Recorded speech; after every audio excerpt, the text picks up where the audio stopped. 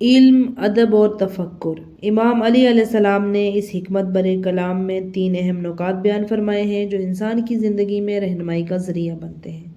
علم گراں قدر میراث ہے۔ امام فرماتے ہیں کہ علم و دانش ایک گراں قدر میراث ہے۔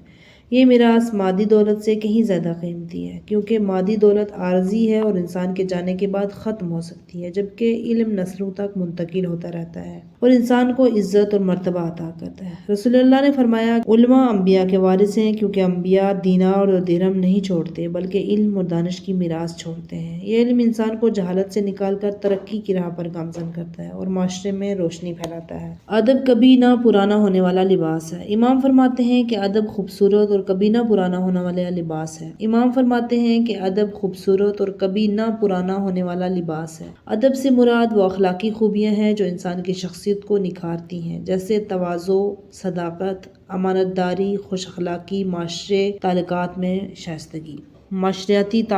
میں شائستگی۔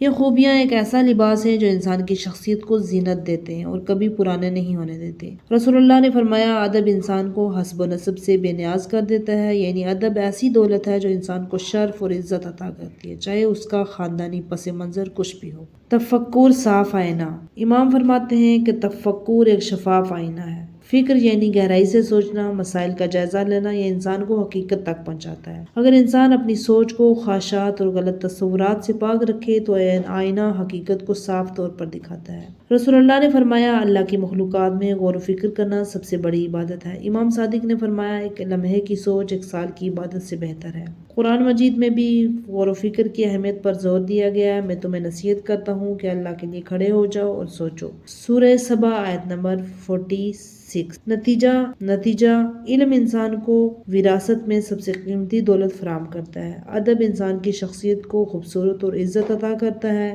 تفکر انسان کو حقیقت کی شناخت اور انسان کی درستگی راہ دکھاتا ہے۔